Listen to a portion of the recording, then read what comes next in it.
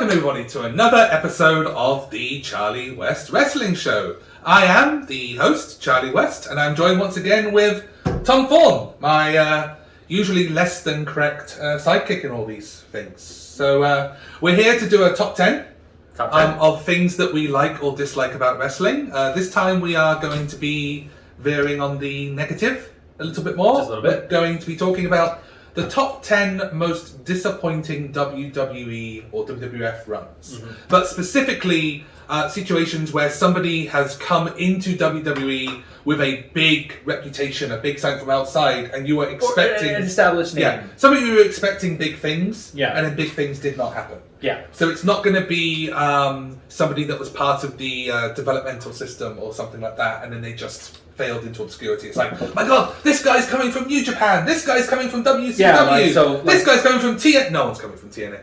But that's kind of like what I'm thinking. Yeah. Like, that's how I've made my list. So people who were established names in larger indie promotions, such as like Ring of Honor, TNA, overseas in Japan. Yeah. Even Mexico, AAA. So anybody who came from AAA from Mexico who just came to WWE and just kind of laid an egg. Yeah, somebody you were expecting to be like, this guy's going to be WWF champion, and they become WWF light heavyweight champion, or something like that. Like stuff where just everything flatters to deceive, to the point of like, if you only watch WWE, don't know who that would be, you would maybe think that that person was actually a bad wrestler, and you don't get what it's all about.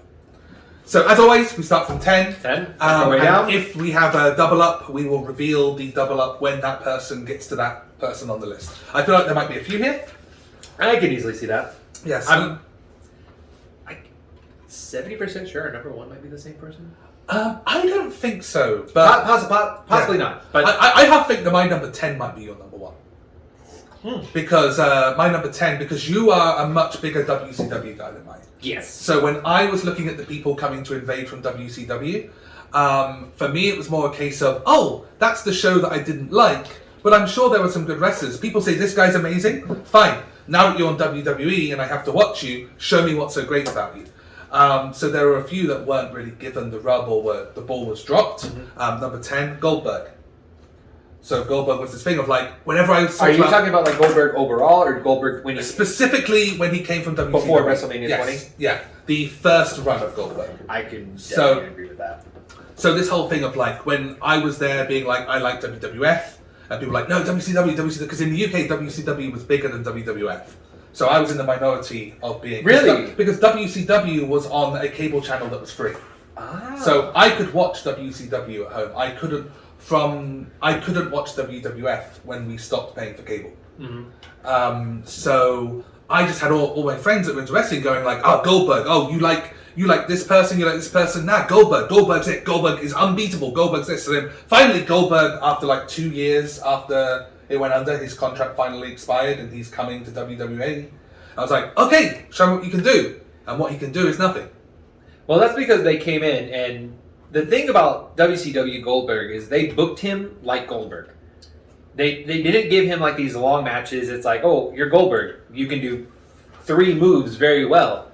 And just come into the ring and do those 3 moves very well. The spear, jackhammer, and then a very angry yell. Yeah. And so that's what WCW did for the longest time. They just let him come in, spear, jackhammer, everyone goes home, Bob's your uncle.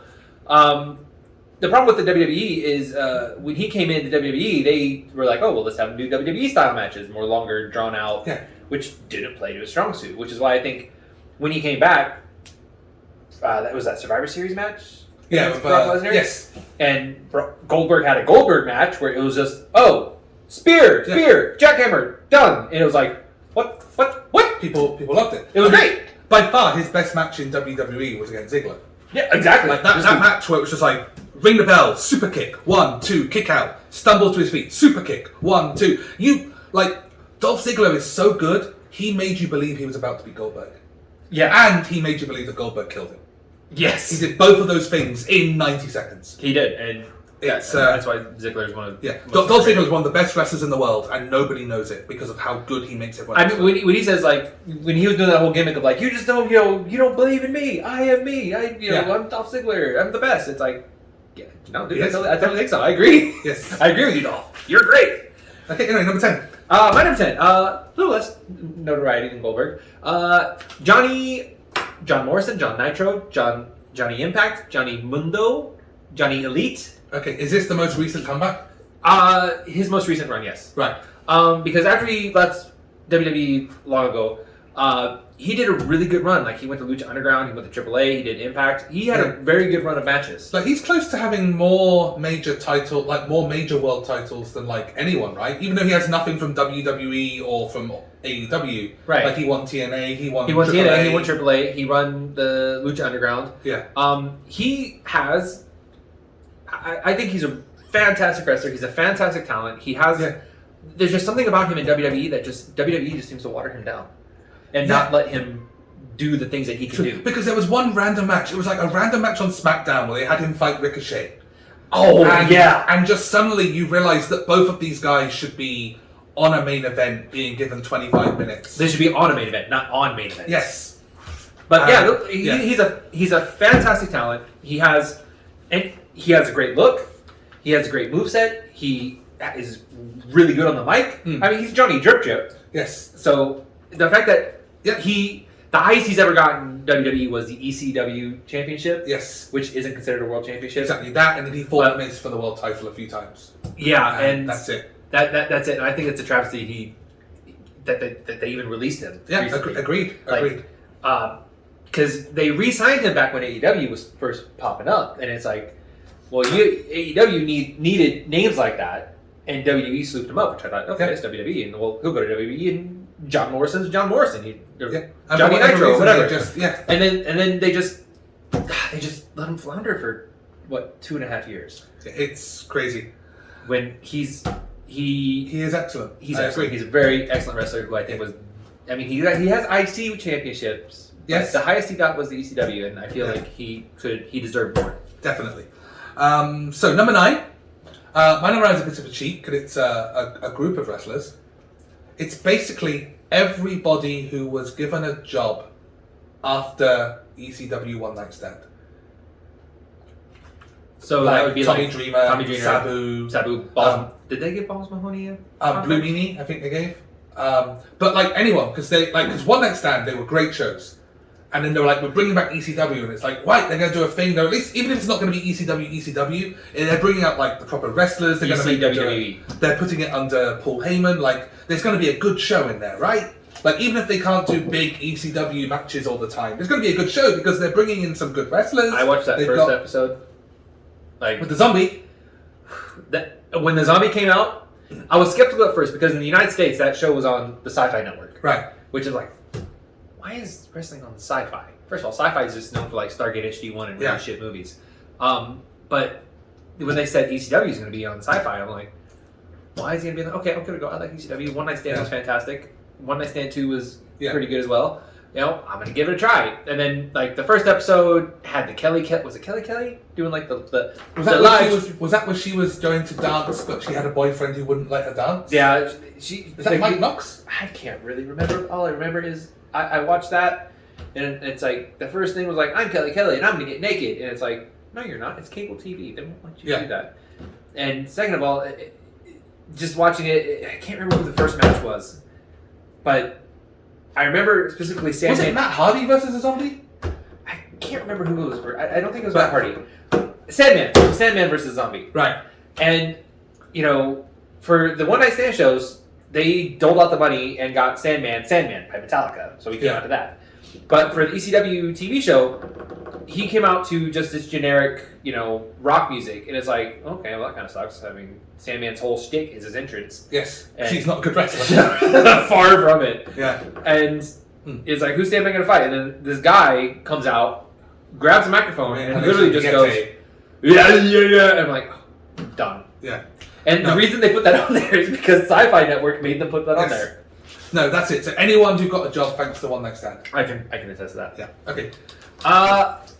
My number 9 is a recent release. A lot of mine are recent releases. I mean, I can say recent release, but WWE's released like 200 people in the last 2 years. Tony Storm. Okay. Tony Storm. Is this specifically the Smackdown run or all the way through from NXT? And the Smackdown run. The Smackdown run.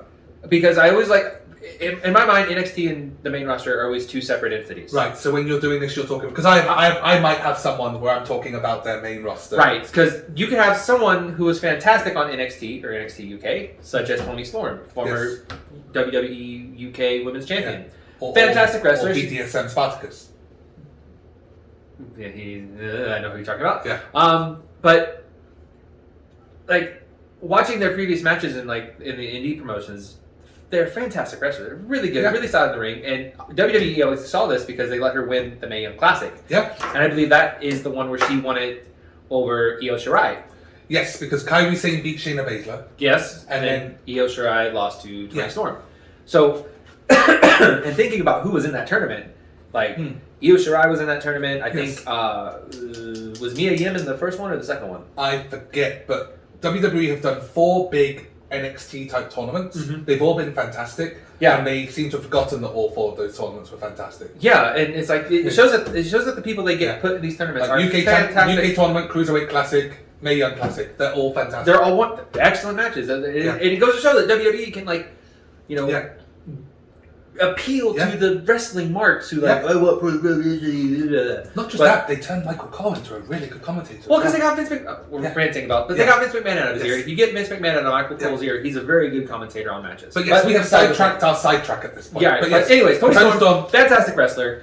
I'm happy she's in AEW because their women division needs help, and the addition of her plus Athena recently, adding those two to the women's division, I think can really just help it. If 3 months from now they're on Dark Elevation, you just know that Tony Khan just doesn't like women. Like that's got to be the only. That's got to be the only explanation at that point. Oh, I'm still disappointed with the Thunder Rosa run. Yeah, Thunder Rosa, they should be building that division around. If we were doing this top 10 on AEW runs, it's going to be like 8 women. It'll be mostly women. Yeah. Anyway, speaking of women, Karma, or Awesome Kong. Oh, I'm fully aware. Yes. She didn't actually have a match. She had like one enhancement match or something. And she did the Rumble. Yeah. Yes. But the Rumble was on her return. Yes. Because she had her big entrance, right? And then she got pregnant, I believe. So she had to, and then she miscarried. Yes. And I think she got depression. So some of it was not WWE's fault. No. Like they had big plans because I think they had this big plan of being like, hey, what you can do with Gail Kim, we're going to give you Beth Phoenix and you're going to do it with her. Like it's just going to have the thing of like, this is our moment. This is our moment. We're getting a female monster. We're going to have her destroy all the divas and pretty girls and bikini models. And then Beth Phoenix is going to fight you. And we're going to outdo what the Knockouts were doing. Mm-hmm. And then she got pregnant and this was definitely the point where I think Vince McMahon was probably like, "You got pregnant? How dare you!" And so, but it still was disappointing because you had this woman who had such an aura to her, such a because I watched Awesome Kong on TNA, and like this was right about the time her and Gail Kim were just putting on banger after banger after banger. Because one thing you can never take away from TNA is their Knockouts division. Yeah. Pre WWE. Well, their Knockouts division has always... It's still. Yeah. It's the Knockouts division is one of the... I mean, it right... Apart from a 5-year run where the NXT women's division killed it. Because the NXT women's division was just insane. I mean, it's still pretty good. Yeah, it's still very good now. Even with the nonsense they're doing, it's a fantastic... Even the nonsense they're doing, but... Even with Impact being a much smaller promotion, they were still right there neck and neck. Yeah. With the amount of skill they had in their women's division. And so I was so interested to see what they were going to do with Awesome Kong. Like were they going to have a fight the man? At this point, WWE was still like in the Divas era. Yes. So like bringing in someone like Awesome Kong would have been. Yes. Just would have exploded the women's division. Yeah. It could have elevated it. It could have brought the women's revolution. 20 years earlier, right? Or 15 years earlier. Yeah. But yeah, that's my number 8, Awesome Kong. So interesting you mentioned Awesome Kong's number 8 because my number 8 is Gail Kim. Ah, Gail Kim, her second famous for her famous TNA run with I believe it was Awesome Kong. Yes, I do believe it's so. Yes, but kind of in the same boat. We have the same kind of mindset here. Going back, this is her second run in the company because she had the first run where she was the women's champion. Yeah, and then she left him with the TNA. And that's when her and Awesome Kong were tearing down the house in TNA. And when she came back, I'm like, this was again in the middle of the Divas era. Yeah. It's like, okay, you have Gail Kim, who is who at the time, I would say at the time was the best women's wrestler in a promotion. At the time. She's in the conversation, if it's not true. During the Divas era. Yeah. Because I think this was right before AJ Lee kind of came into her own. So like when she was definitely in the conversation. She was definitely in the conversation. Like Beth Phoenix and Melina would have been up there. Yeah. But at this time, like Gail Kim and Awesome Kong were tearing down the house. This is in TNA, and this is when Gail Kim came back and just because I think she had like 1 or 2 matches, and then she did that battle royal where she was like, "Fuck it, I'm done with this." Was it the second run that they wanted to make her a Japanese schoolgirl? Something like that. I think that may have been the second run. Like where they were like, and she's like, A, I'm not here to be a fetish, and B, I'm not Japanese. Yeah. 3, I'm not even Asian. Like I'm Canadian. I'm Canadian. I just have to be like, okay, someone's Irish. Do you want to dress them up like a leprechaun? Yeah. Oh, I'm not from Ireland. Yes. Yeah, same thing. So Gail Kim definitely underutilized in WWE. Yeah. Oh, definitely. She could have been. I mean, she's still rocking it like in TNA. She's not in the ring anymore, but she's running that. She's like booking the women's division in Impact. Yeah. Impact. Well, even right now, she is somebody where if Vince or Triple H or us could like pull it off, have her just turn up for a match against a Sasha Banks or a Charlotte Flair or a Becky Lynch just for a showcase match like they did with Lita and whatever else. It would put those 2 matches to shame as a match. I really believe it would. Yeah. I really believe it would. Gail Kim is an amazing talent. She has a great mind for wrestling. Yes. And because they were main eventing TNA, weren't they? They were main eventing TNA. Yes. And she's a trendsetter. I'm pretty sure she was in charge of like getting, because I think TNA had women's tag titles before. Definitely. Before WWE, before anyone else. Yeah, definitely. And I can't remember precisely, but I'm pretty sure Gail Kim was like at the forefront of that, getting those put in. So definitely, she was a revelation. My number 7. We're at number 7. Yes. Yeah. My number 7 is. Okay, so this was again the whole WCW having this amazing group of wrestlers. This was not when WCW closed down. WCW was still going, but people would talk about how great the cruiserweight division was. That like WCW, the main eventers are all the same people pulling the same stick, and no one's allowed to lose. So everything has to be a fustercluck of nonsense. But the mid card, like the cruiserweights, that's where it all is. You've got these amazing guys, including the.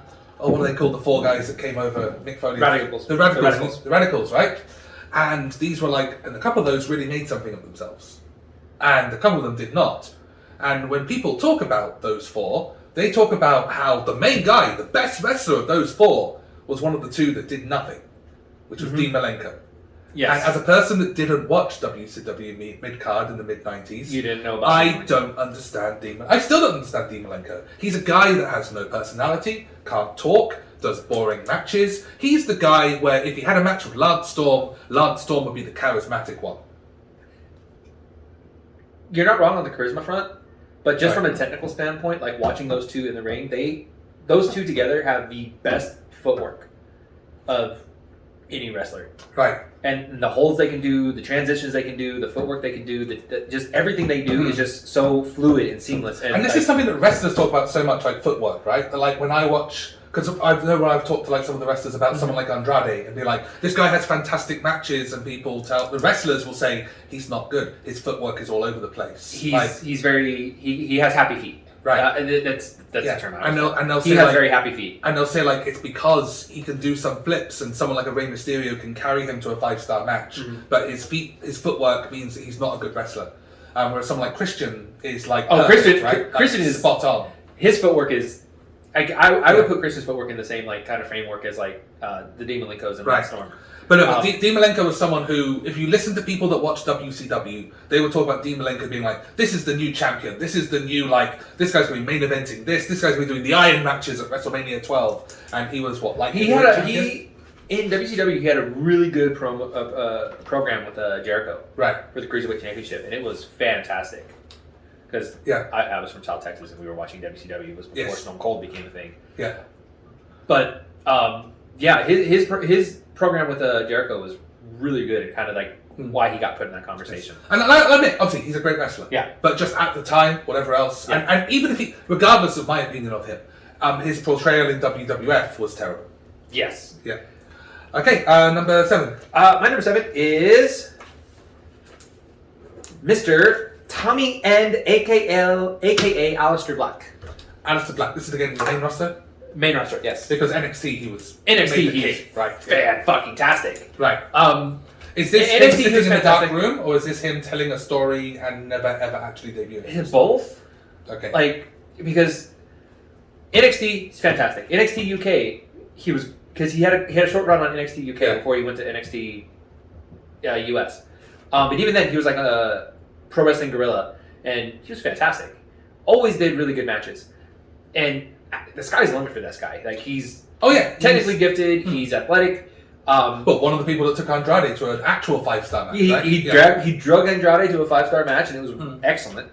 But then when he got to the main roster in WWE, he had that pairing with Ricochet for a while as a tag team. Yeah. Which just, like, for me, like, knowing who Aleister Black was and knowing the character work he was doing in NXT, when he came up to the main roster and just kind of was in a... Because I know they tagged before in the past, I think on the Indies, if I'm not mistaken. And so the pairing wasn't unnatural.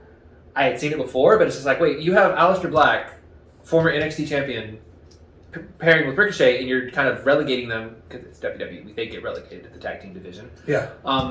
When, if they're working by themselves, they could easily be challenging for, especially just coming up from NXT, could easily be challenging for undercard titles. Yeah, definitely. Mid-card titles. But then they just did nothing with them for so long. It's really bizarre. He had that, I want to fight, I have a door, and he fought Buddy Murphy for 12 years. he just had pictures were really great matches, fantastic matches. Yeah. But there's no story behind it. It was just like great match. It's like, these two guys are really good. Why aren't you letting them go higher? No, I agree with you. I feel like one day we could do a list of 10 worst NXT call-ups, and a lot of this conversation with some of these people is going to be rehashed. Yeah. Speaking of rehashing the conversation, Uh-huh. this is not one that you've had, but it's going to be a whole what they did on NXT was fantastic, and then what they did later was not. Keith Lee. Yes. Now, a la Awesome Kong, some of this is a little bit, I think, not WWE's fault, as much as we want to paint the picture that WWE dropped the ball, Vince McMahon didn't get it, and AEW obviously will. So far, AEW has not at time of recording, but Keith Lee was his immediate his dealings with Brock Lesnar at the Rumble were fantastic.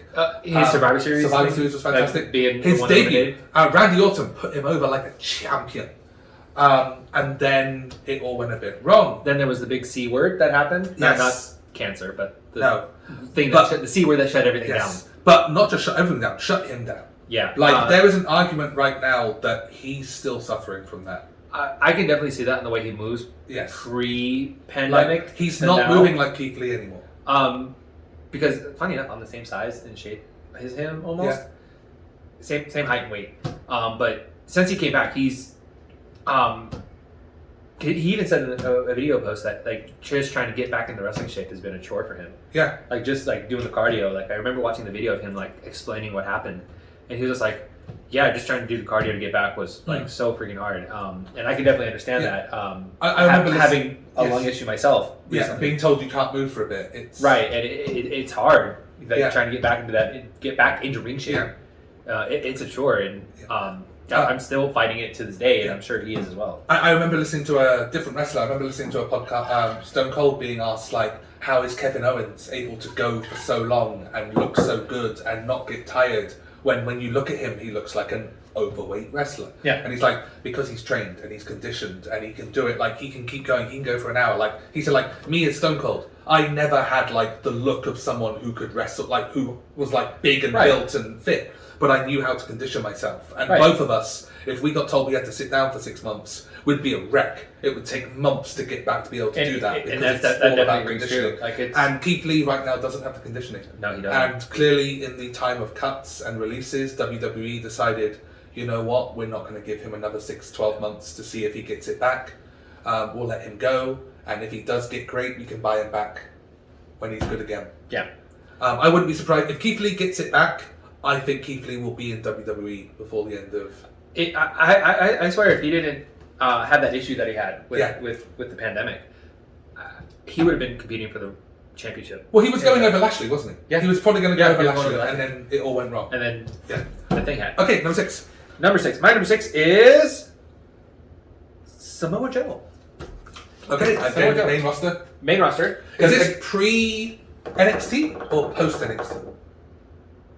Like, So his second run on NXT, right, I think, was excellent. right. Him winning the championship and then having to drop it again to the injury. Right. That So this is really when he sucked. was dropping the. This is when he was losing to. This is when he was put on commentary. before he got put on commentary. Okay. So again, at this time, I watched him come up through Ring of Honor, and then again, I watched a lot of TNA, and he had some great matches in TNA. And then he had some really shit gimmicks in TNA. They gave him like this weird Yes. face paint gimmick, and it was horrible. Basically trying to make him like an Umaga who talks. Yes. But nonetheless, Joe is a fantastic performer. And again, when he got to NXT, he showed that. He got to NXT, and he's for the longest time was the only person in the WWE umbrella to beat the Demon. Yes. And to me, that was kind of a big deal because they really have protected that character. Even when that wrestler came up to the main roster, they still protected that character for the longest time. Yeah, only the ropes can beat him. Yeah, and mysterious music. But when Samoa Joe came up to the main roster, he came up as Triple H's bodyguard against Seth Rollins. That's when Seth Rollins and Triple H were having that WrestleMania feud. Right. He came up and then got, hurt, like almost instantly. Right. Was on the shelves past WrestleMania. Came back after WrestleMania. Had a pretty good run there. Had a decent run of matches. Had some world title shots, which were great. He never won any. Well, his thing where he was like victimizing Paul Heyman was really good. Yeah. It's like, Paul, I'm gonna put you to sleep now. Okay, don't fight it. Just Which let it- was like letting Joe come out and letting Joe be Joe. Yeah. Like, because that was his entire TNA character. It was like, I would put you to sleep. Like I'm a tough son of a bitch, and that's the great thing. That's why I like Joe. But he never, to me, they never used his full potential. Yeah. Like Joe is easily a guy you could put a title on, a world title on, and you won't question it. And it felt like they were going to, and then they sort of didn't. You felt they Braun Strowman them. Yes. Where it's like they let him have a match against Brock Lesnar. They let him put Brock Lesnar to sleep on the stage at the closing shots of Raw. Yeah. But then Brock Lesnar would go over. Yeah. Or like they would let him go one-on-one with Roman Reigns, but then because that was what match was that? Was it Battleground? Or there was a pay-per-view where it wasn't the main event of the show, but it was Joe versus it wasn't the main event. It was Joe versus Reigns as the main event for a pay-per-view. And was this one that went like 8 minutes and then one spear and it was done? it's the one where the people walked out. Yes. It's I know the one. walked out. The one I'm talking Yeah, about. so they. It's the one where people walked out, and it's like Roman Reigns is a fantastic wrestler. Samoa Joe's a fantastic wrestler. And for whatever reason, it didn't work. They just didn't work. Yeah. They just And then didn't from work. then, And Joe then since went then, down. Joe Yeah. just went down. And Okay. then of course he got plagued with injuries and stuff like that, which are outside of Okay. control. But I still feel he had a disappointing main roster run. Okay. I get that. Okay, moving on for my next one. We're back to WCW. Okay. And this is post the destruction of WCW. And this is this was the person who was spearheading the first wave of these are the wrestlers that are willing to go and work for WWF immediately. This again was the guy who's like, the biggest name, this is the dude, it's so amazing. But all he wants to do is take photographs of The Undertaker's wife. And he's so bad at wrestling that The Undertaker's wife can beat him clean in the ring because Diamond Dallas Page is not worth a damn in the world of WWE. You're almost fine. That's my number 4 as well. Is it? Yeah. It's Or number 5. That's my number 5. number 5, yeah. And it was just this thing of it. That was when I was there. Like, that was my moment. As a WWF guy who didn't watch WCW, that was I was right. I was right all along. This is your main guy. This is your flagship wrestler, and that's what he can do. See, I'm coming from a different point of view because I watched WCW. I watched DDP come up. DDP was fucking fantastic. Yeah. DDP's great. Like, and that's the I definitely agree with that. Like, Yeah. especially coming from WCW and like, he was quote unquote one of the good ones. Yeah. Like one of the top guys who said, "Hey, I'm not going to set up my contract. We can cancel that contract, and then I'll sign a new one and come over and work for you. I want to work." Yeah. Like, and to me, that showed that he was like. Yeah, he was there for the wrestling. He was there for the wrestling on the show, right? He was there to put a show. He was committed to the product, and that whole Undertaker storyline of the Stalker just like is a complete like 180 on DDP's character. Yeah. It's but yeah, that was because like I say, even to me now, when I watch stuff now, when I hear stories, when I'm told to watch WCW, my head still is there going, DDP was the worst wrestlers in the world. Like because it's just there. It's like I know because you saw that Undertaker feud. Like because then he did that Stalker feud, and then for many years, like my only exposure to Diamond Dallas Page was the few months where he just got murdered by the Undertaker, murdered by the Undertaker's wife, murdered by the Undertaker again. So he had like that Stalker feud, and then he went straight into like a motivational speaker, and it's just like, why are you doing this? It's DDP. Yeah, he was great. Okay. Right, so that was also your number 5? That was also my number 5. So my number 4 is a repeat of one of yours, because I've already mentioned Awesome Kong, and this is Gail Kim. So we've done Gail Kim, but the same reason, for me, Gail Kim was a much bigger deal than Awesome Kong. I felt Awesome Kong had the roadside attraction of being so big and crazy. What are WWE going to do? Gail Kim is like, this is the women's revolution right here. Yeah. And then it wasn't. It wasn't. It should have been. WWE could have had the women's revolution 12 years earlier. Yeah. And they decided not to, for whatever reason. And I don't know if it's just like, I don't want to say it's because Vince McMahon looked at her and was like, I don't want a person who can't speak English holding a title, even though her first language is English. I think her only language is English. I think she's on Twitter said like, I don't speak any Korean. Yeah, exactly. Because we probably speak more Korean than Gail Kim. And our company has had conversations with her about if you're ever in Korea, and it's like, but she's never in Korea, and also costs all the money. Yeah. But but anyhow, what's your number 4? My number 4 is Strappy Gladiator Boy, Karrion Kross, aka Killer Kross. Absolutely, BDSM Spartacus. BDSM Spartacus, Strappy Gladiator Boy. Yes. Again, someone who I watched on Impact as Killer Kross, and just was fantastic on Impact. Was stoked to hear that they were signed to NXT, and then NXT just exploded. Just brought it whole to another level. The entrance, the presentation of that character, everything was just, oh my god, this guy is going to be massive. Yeah, and it was undroppable, right? Undroppable. Like that ball is super glued to his hand. Like I mean, he should have been super glued to a rocket shot straight to the top, and then the main roster happened. And then he had that, 30-second loss to Jeff Hardy? Yeah. And but it's not even the loss, like, because that could have just been a thing of like, Jeff Hardy's a former champion, a future Hall of Famer, he's wily, you could have recovered from that. But you can't recover from making him look like he's going to a special Hollywood after party. Well, and not only that, and I know the reason they took her away is because she had a medical issue. But he wasn't, like, his whole presentation was him walking down with Scarlett singing the song, and it worked. It was glorious. It's to the point of, I think it was Jim Cornette, when he first saw that, he was like, that was an amazing debut of a valet accompanied by a wrestler.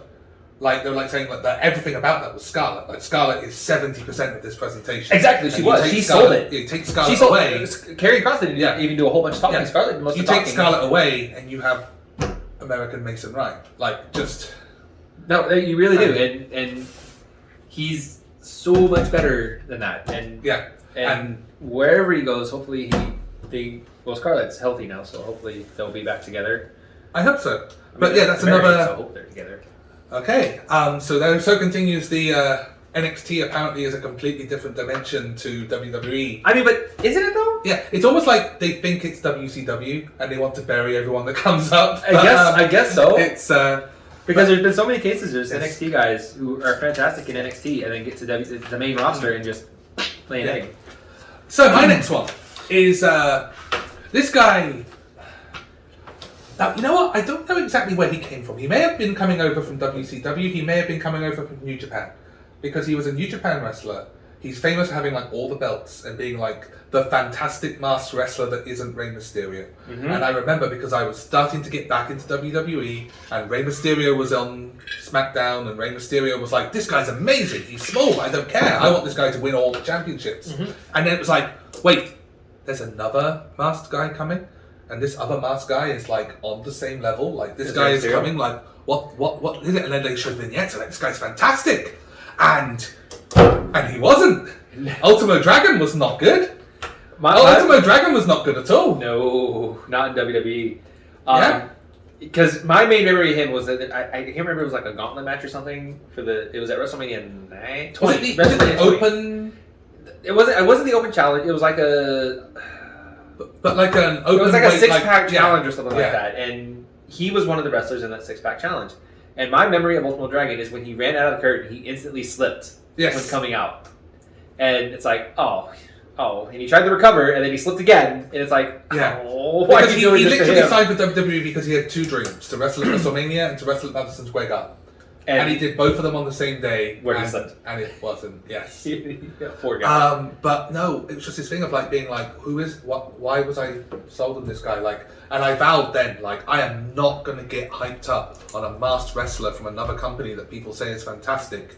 Because I'm not going to get burned like that. I'm not going to believe that there is, until they show me in WWE, I'm not going to believe before I see that a masked wrestler from another company can be as good as Rey Mysterio. I'm just not going to believe it. I'm not going to get on that hype train anymore. And that's because of Ultimo Dragon. I can definitely understand that. Okay, number 3.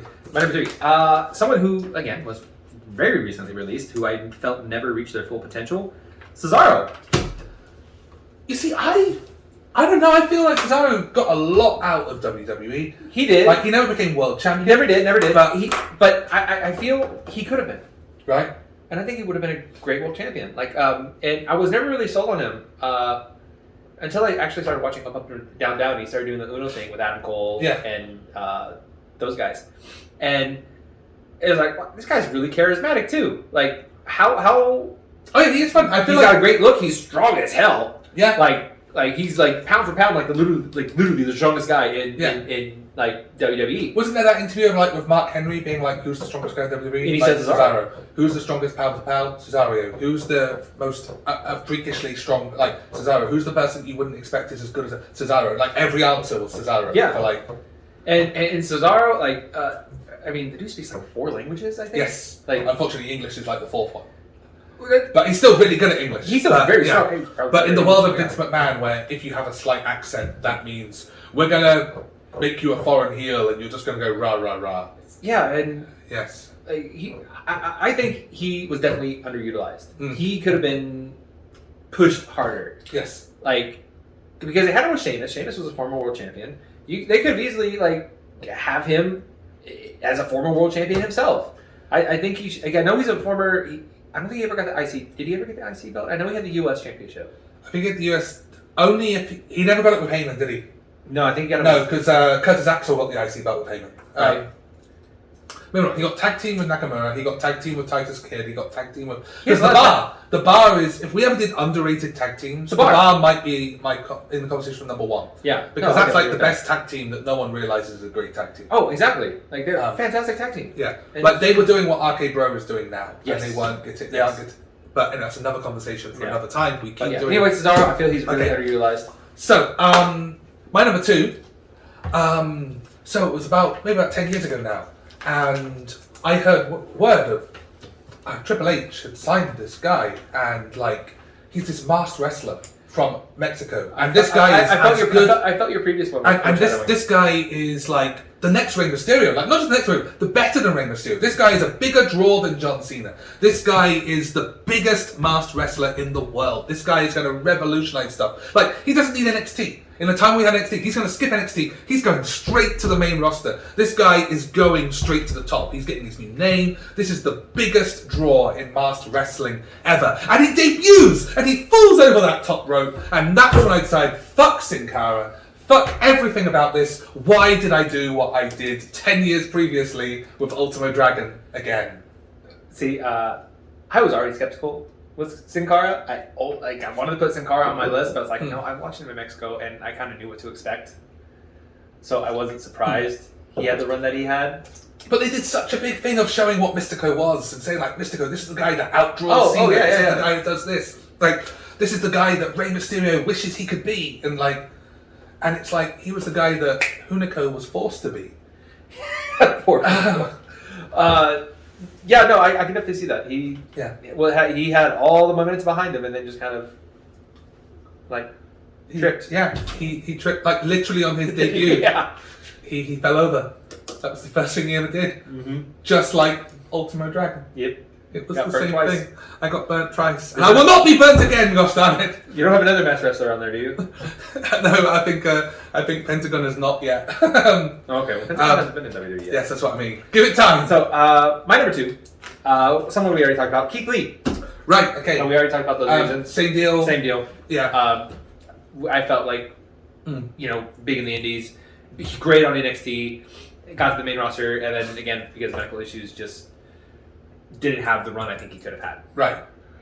And I think that's all that has to be said, right? Yeah. Like, okay, so number 1. So you said... Honorable mentions. Oh, honorable mentions, yes. Honorable mentions. Gotta keep you on track, because there's no honor in this. These are the people that failed. I don't want to highlight their failure. Right, so my honorable mentions would be Shinsuke Nakamura. Funny, that's one of mine as well. Yeah. Honorable mentions. Because I'm just like, he was about to be number 10, and then I was like, you know what, no, he's had good moments. He's had good moments. It's just, and don't expect him to have a good WrestleMania match. Yes, exactly. EC3. Funny enough, also one of my honorable mentions. Because people were talking about how good he was as a talker. And As good as a talker, and and they then never gave him a chance No, to. never did. I mean, sadly, he's crazy now, so. Right. And this one might be your other honorable mention. It might be your number 1. It might be the one you've forgotten. Vader. I don't have Vader. You don't have Vader. Not my honorable mention. Is he your number 1? No. But Vader, because it was just this guy that was going to be like, he was going to be the awesome Kong of new generation WWE male roster, right? Like this guy that's going to come and it's like, you've got your Shawn Michaelses, you've got your whatever else, and he's going to blow through them all. Yeah. And then he didn't. Yeah. And within a couple of months, he's just there going like, I'm a big fat piece of shit. And like Yeah. that was a promo he was told to give. Yeah. It's like, what is that? So, Okay. yeah, but So those are my honorable mentions. my honorable mention, last one, is Finn Balor. You see, because I think they've done a lot with Finn. Like nowadays, it's falling apart. I think it was falling apart after his Universal title win. Yes. Because he blew out his shoulder, rehabbed that, came back. But then, for the longest time, he was just this smiley guy. True. He would just come and smile. Yeah. And it's like, he's really good. He's really charismatic on the mic. He's the fucking founder of Bullet Club, which, Yeah. 5 years ago was the biggest thing in wrestling. They just, go down there and smile, kid. And he would just go down there and smile. I don't think he, he had a couple, he's had title runs. I can get that. I mean, we talk about honorable mention, right? So this is why. That's why I didn't put him on the list. Yeah. Because he had a good run. And those are your 3, right? Because it's EC3 and... EC3 Nakamura. Yeah. Another honorable mention we could possibly put on there, which I think you might agree with, would be Steve Williams. I almost put Dr. Death. Yeah. I almost wanted to put him on there because they made a whole tournament for him coming in. Yeah. Just the reason why I didn't is because I have no feeling about Dr. Death. Right. I don't know. All I was told was that this guy was the guy that Jim Ross was super high on, was going to be the next big thing, was going to work Steve Austin. Was going to win the Brawl for All and then have a promo with Steve. And it didn't happen. But I actually don't know myself whether he was someone that was worth getting hyped about. I know. I just know that the Brawl for All screwed him. All about him because I lived in Oklahoma for a while. Well, there we go. Yeah. So my number 1, and you said at the beginning, you thought our number 1s might be the same. And we have not mentioned, my number 1 has not been mentioned by you, and you don't know. I don't know what your number 1 is. Yes. So there's a chance. Now, I think there's one glaring omission for all the honourable mentions that is not my number 1, and I'm sorry if it is yours, because I have not mentioned Scott Steiner, and I'm not mentioning Scott Steiner now. I'm not going to because, again, I was not overly excited by Scott Steiner. I wasn't either. Even though I think Scott Steiner was great. Oh, yeah, fantastic as a Steiner brother. Yes. Fantastic as a solo run in WCW. Yes. WWE lays an egg, and then TNA becomes greatest thing all over again. So there's actually half a chance that our number 1s might be the same, or at least that I think there's a chance that I might have 1/3 of your number 1. Okay. Because I have gone for Scott Hall. Because Razor Ramon was one of my favourite things in wrestling. And I'm one of these, I'm very weird in the world of like when I was into wrestling, because everyone has their drop-off period of like, I didn't watch wrestling from this time. For me, that drop-off period is 1995 to 2000, which is the period where the rest of the world decided they liked wrestling. So I'm the person who didn't watch the Attitude Era and watched everything else either side, just because that's when I didn't have cable. So Razor Ramon was fantastic. I loved Razor Ramon. 1995, that's when I got out. Razor Ramon was on the verge of being like a champion, so I got out just before he left for WCW. Right. And then when I came back, was just as he was coming back with the NWO. So I was like going like, Scott Hall, it's Razor Ramon, it's going to be fantastic. But he was like a drunken addict mess. It was really sad. Yeah. That was it. And he had his one match with Stone Cold Steve Austin that is just a stunner. Like, you watch the stunner, you're like, wow, he's still got it. But he didn't have it for any of the match up until that stunner. And then he was immediately like, even fired. after that, yeah, he did a run in TNA. Yeah. Like right when TNA was starting off, Scott Hall was one of the big people who came into TNA. Yeah. And even at the beginning of TNA, he still had his demons that he was fighting, Yeah. but he still could put on a pretty decent match. Yeah. And so I wanted Scott Hall. I wanted Razor Ramon back. I wanted that feeling of like, this is one of my heroes as a child. Hey, and it wasn't. Yeah, I think So that's my number one. My number one, it's similar in the fact that it's someone who I watched as a kid growing up, like on WCW. Oh, I was on WCW. I was going to say, is it Warrior? No. But on WCW. Okay. On WCW. I was never a big Warrior fan, but you're actually kind of closer than you think you are. Huge on WCW. Was like the guy in WCW. Had the last match on WCW Nitro when it was still just WCW. Didn't go to WWE immediately. Went to TNA. Oh right, he had like 3 matches. Yeah.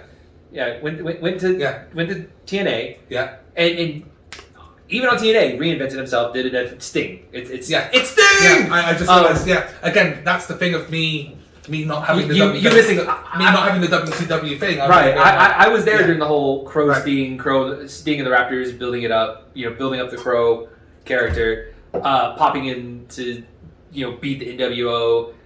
Had a great run in WCW. Had a pretty watchable run in TNA. He was pretty good in TNA, even though he was getting up there in age. But then came to it was fucking Sting in WWE, like something that. The last remnant of the Monday Night Wars. Yeah. Finally on Monday Night Raw.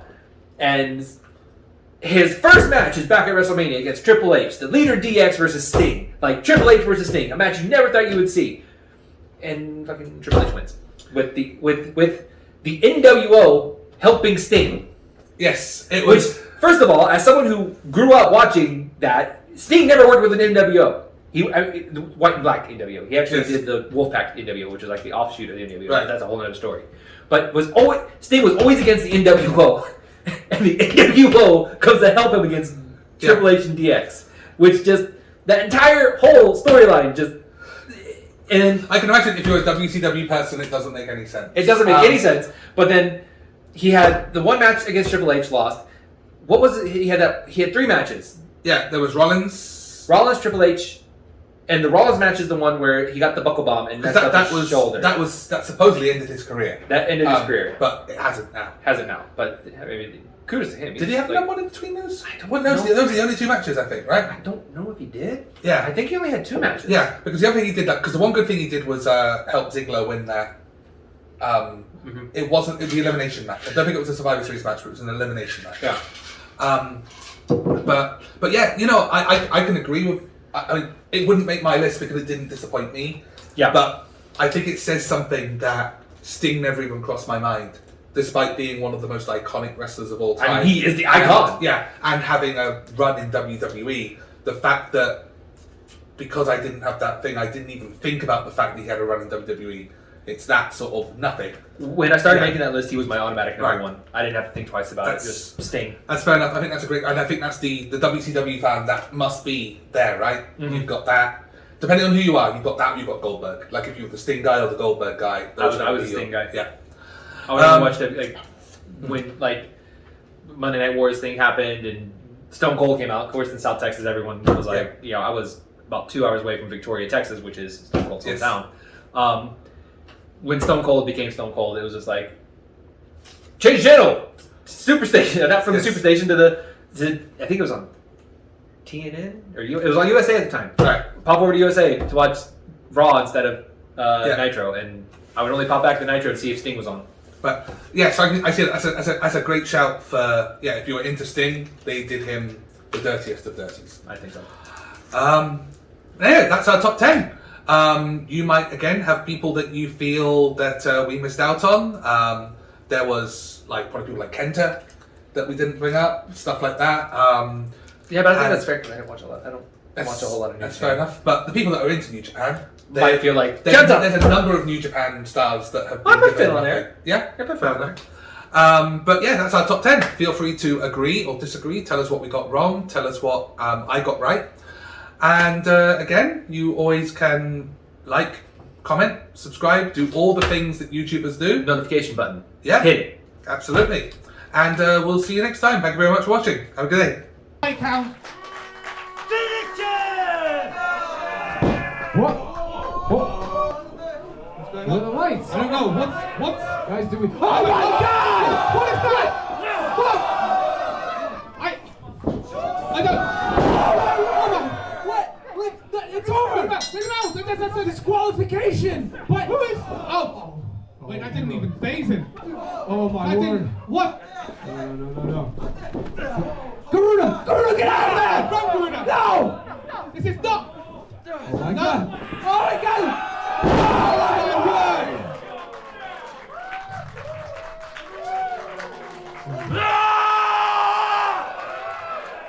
God, who is this?